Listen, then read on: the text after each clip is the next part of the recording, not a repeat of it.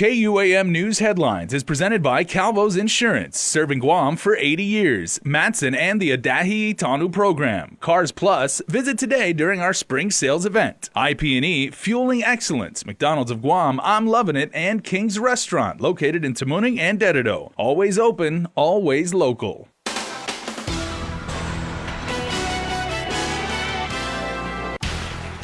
Coming up on your primetime news, the very latest from the Guam Congress building regarding marijuana legislation. Plus, the island's only public hospital may be terminated from the Medicare program. Mr. Lecanto has the latest with that island issue. And Carmen Chalahi gets an update from DOE's superintendent on getting that agency's high-risk status removed. Good evening, friends, and half a day. More than 3,200 people have signed a petition in support of the legalization of adult-use marijuana. The sponsor of the bill, Freshman Senator Clint Bridgell, released a tabulation late Wednesday ahead of the expected vote on the legislation. Senators are at the Congress building now, and you can check KUAM.com for the very latest should they go to vote. Now, the question over legalizing recreational cannabis has strongly split both the legislature and community. Meanwhile, legislative session scheduled earlier this morning ended abruptly not long after it started. It began with motions to set aside a pair of bills that were on the agenda, but Vice Speaker Talina Nelson, opposing the cannabis measure, charged the supporters were maneuvering to clear the way for a vote on a newer version of the legislation for adult-use marijuana by the island community. Pito Chalahi, por favor. 5% On the motion to recess to 5 p.m. this afternoon, please. Is there an objection? Objection, Madam Speaker. It seems that we're trying to avoid a town hall meeting that's being held tonight to vote on a specific bill. On the motion, you are out of order, Vice Speaker. On the motion to recess to 5 p.m., there was an objection. All those in favor signify by raising your hand. 2, 3, 4, 5, 6, 7. Motion carries. A town hall meeting organized by marijuana bill opponent Eugene Santos is underway at the Tamuning Community Center. Well, there is a zero-tolerance policy for marijuana across all public schools, with the Guam Department of Education keeping a close eye on the discussion to legalize it. Superintendent John Fernandez explains his agency's stance on the issue. What I do know is that from the standpoint of the department, similar to what's happening with what happens with cigarettes, cigarettes are legal for adults to use and purchase, but we don't allow that in our school system. We don't allow adults to use cigarettes on campus, and that is the determination not just of our legislature, but of our Guam Education Board. Whatever happens on that side of it, we're going to work with the board to determine whether that requires any change to our current policy. Our current policy prohibits use and possession of marijuana on campus, and that's what we're going to continue to enforce. The bill makes marijuana legal only for adults 21 and over. In other news tonight, the Guam Memorial Hospital is facing a huge blow to its already precarious finances. The island's only public hospital could be terminated from the federal Medicare program by Saturday if it does not provide proof that it's corrected two major deficiencies cited by the Centers for Medicare and Medicaid. Our Ernesto Lecanto has this next report. The possible termination was outlined in a March 19 letter from CMS to GMH CEO Lillian Posadas. The CMS concluded that after its most recent visit in February, it still finds the hospital is not in compliance with two conditions of participation: anesthesia services and quality assessment and performance improvement. It goes on to make clear that, quote, mere plans of future correction or evidence of progress toward correction will not be sufficient. Hospital Medical Director Dr. Annie Bordallo. I'm still fairly confident we won't lose our CMS certification. Everybody, CMS included, is in the business of serving patients. These letters always are very alarming, and obviously the consequences of losing our certification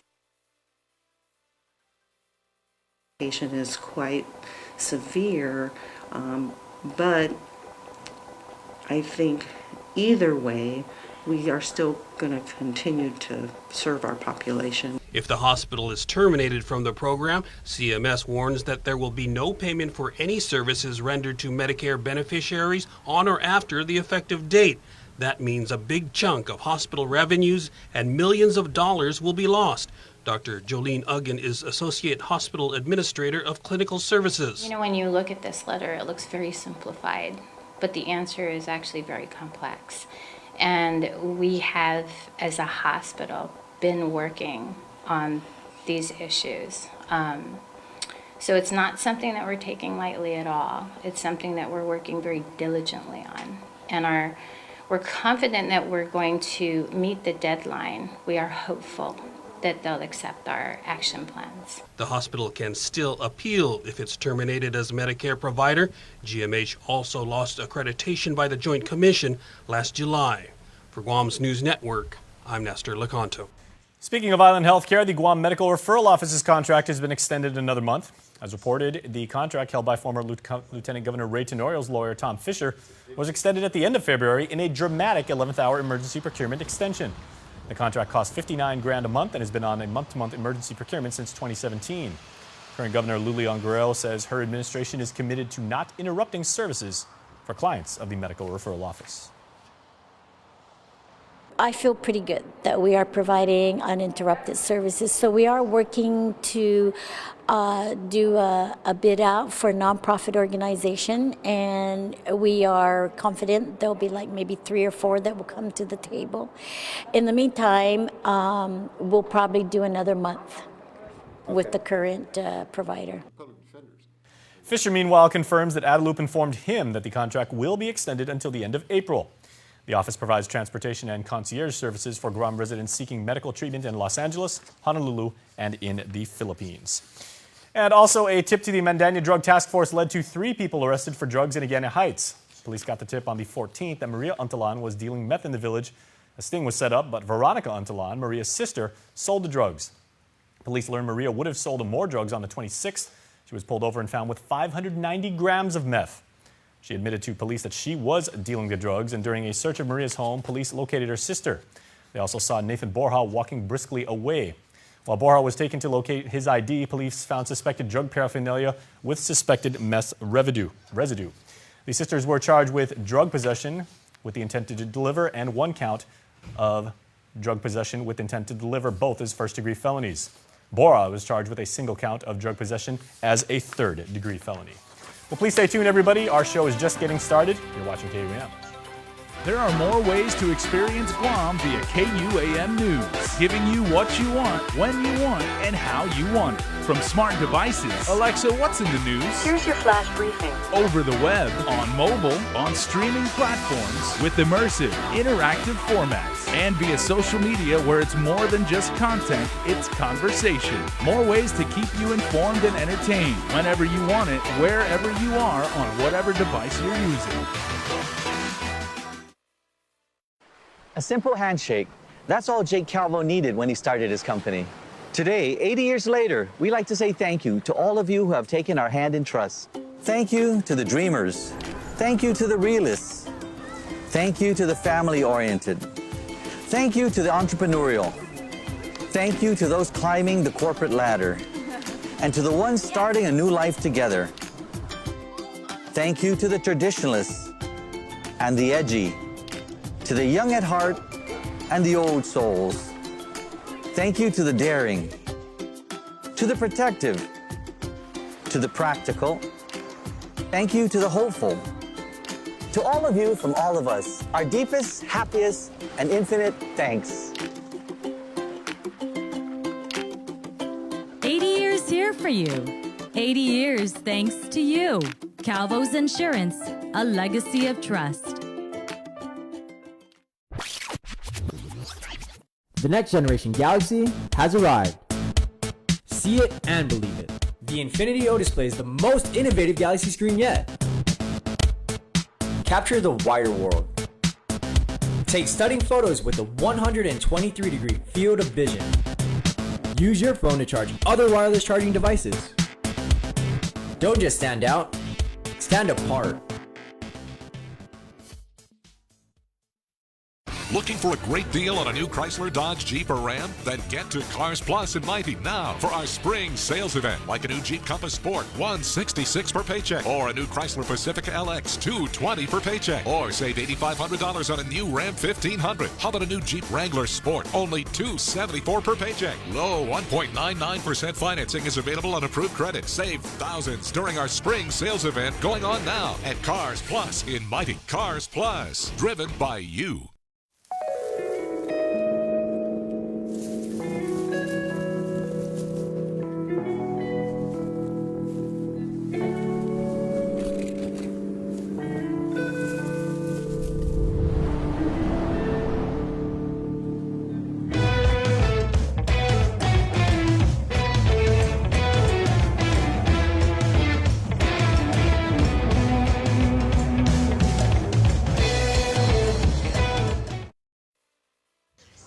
Afternoon and welcome back, everybody. Traveling to the nation's capital for an annual visit with Uncle Sam, the head of the Guam Department of Education says the island is making strides to remove at least 3 of the 7 high-risk status restrictions placed on his agency.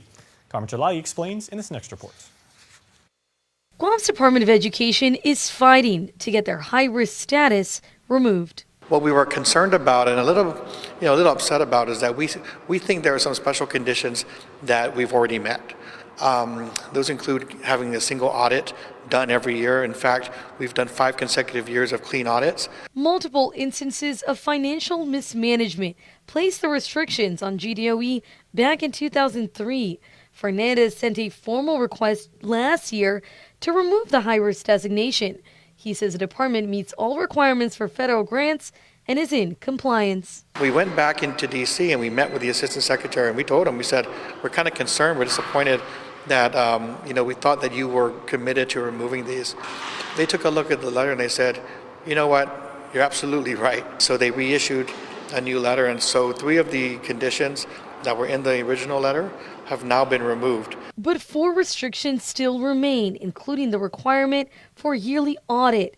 The removal of GDOE's high-risk status is key to securing the $30 million in federal funds without hiring a third-party fiduciary for $3 million a year. We use that money to supplement what we are currently providing our students. So that money goes to technology, that money goes to training and development for our teachers, it goes to instructional materials and resources. Resources that also include securing funding to keep kids safe at school. We're working on school safety.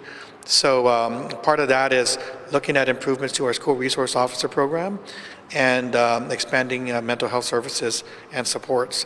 So that's something we're working on with the governor's office. Over the next couple of weeks, he expects the school safety partnership between government agencies and the executive branch to reach out to the community.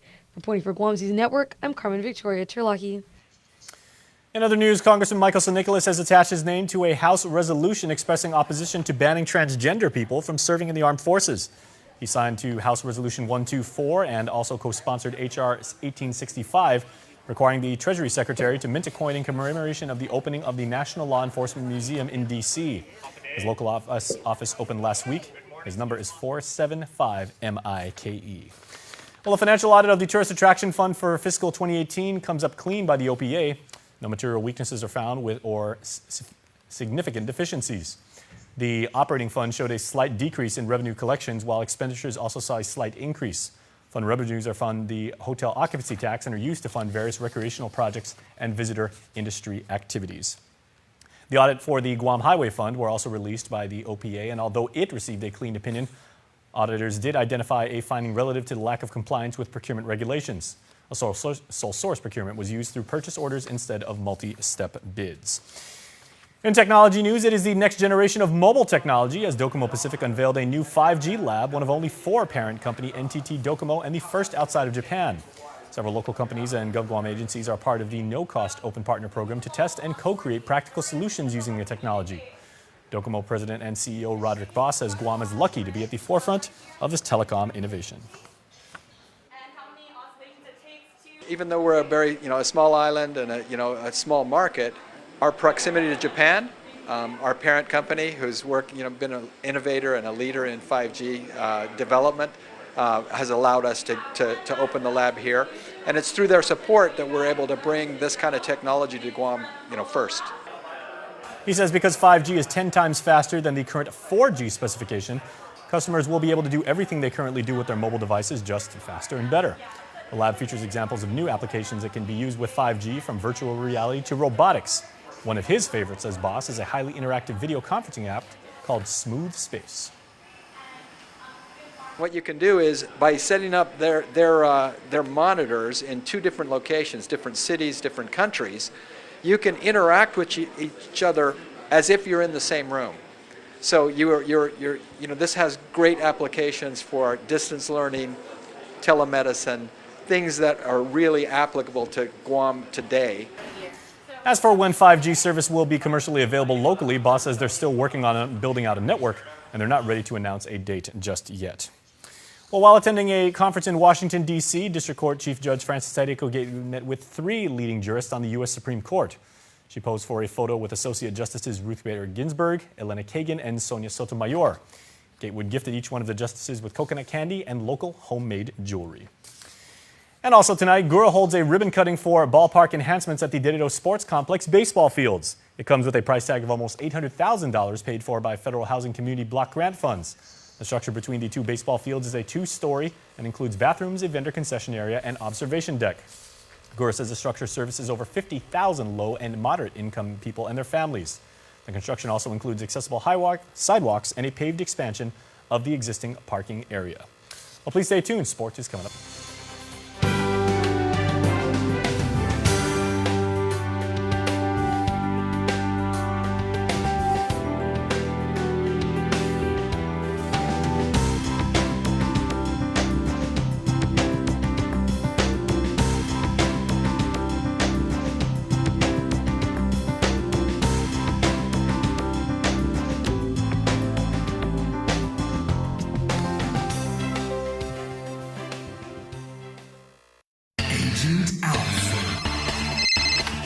What's that? An Alpha Insurance customer needs a claim settled immediately?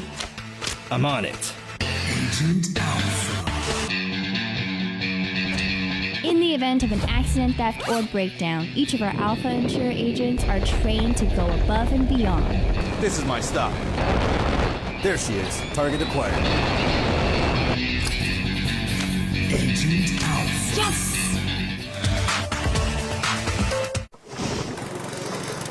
MTO, professional janitorial services with a warm hospitality touch. MTO gives that gift year-round. Pressure wash roofs, pressure wash driveways, lawn service, home cleaning, carpet restoration, office cleaning, commercial window cleaning, floor care. When cleaning is in order, MTO has you covered. Call 647-6861 to inquire on how you can receive the maintenance you deserve. MTO, celebrating 30 years with you, Guam. Ruby Tuesday's Seafood Sensations menu is back. Choose from your favorite dishes made with succulent lobster tail, shrimp, or our newest sensations with crab legs. Try out appetizers like crab fondue or stuffed shrimp. Pick an entree like the lobster tail or crab leg dinner. Select the lobster carbonara or the deep sea pasta. It's all ready and waiting for you. Get hooked on Seafood Sensations for a limited time only at Ruby Tuesday, Guam. I am duck winner. I'm a boarder. I'm a golfer. I'm swimmer.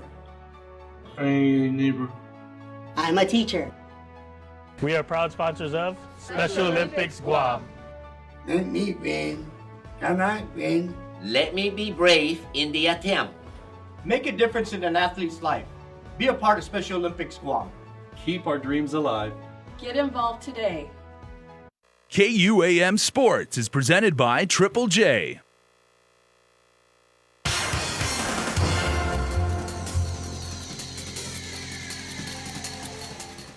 What's up, Guam? Dave Delgado here for KUAM Sports. Thanks for watching. In studio, Tony Diaz and Rafina Mendiola to talk about the first sling competition. First off, let's get right to it. How can students register and who should they contact for this upcoming event? Well, at the schools that the students are at, their liaison is the Chamorro teachers. That's how they can actually inquire on how to join the team and what documentation is needed. And how many schools do you have currently registered? So far, we have boiled it down to 5 students that represent the school, each school. So a team of 5 per school. And 14 schools already have shown interest? That's right. And when and where would this event be taking place? This event is going to take place at the Raider Field in Barragata. Yeah. And it's on the 27th of April at 9:30 a.m. And dealing with so many kids, you guys are looking for sponsors and reaching out to anybody that wants to help. We sure are, and we would really appreciate it, you know, if whatever help we could get with the business community and what have you out there that is willing to step up and help the kids, actually. And mainly for the safety reasons, safety nets are really required for this type of event, if you can imagine. And how can they go about making a donation or helping out information? Well, they can contact me at 689-6011, and we can coordinate from there. And I'll let them know the list of logistics that we have available that, you know, they could choose from. And you guys introduced this as part of Chamorro Month activities with the school. And how's the response been with the students? Well, this is the first time ever that we have this competition, and it's part of our standard curriculum in our standards, which is not limited to. So when Senor Diaz approached me with that type of skill, it's part of our skill from our great grandparents, and certainly we wanted to put it as part of our for the year. This is Sakan Chamorro, and every month since November we have started an event. So this year we wanted to, it was supposed to be in March, but it was overlapping the other events. So we wanted to make sure that it's specifically that month, which is April, just for the slinging. There's a lot of interest within just the teachers ourselves. We have 139 teachers altogether throughout the school, and Senor here did the history on where it came from and how he's able to, and he's been doing it in his classroom since the past 2 years, 2016. Yeah, since And I have observed his class, and they were engaging. He taught it in the classroom, and then he brought the kids outside to do the activity. It's awesome, and I'm looking forward to this event.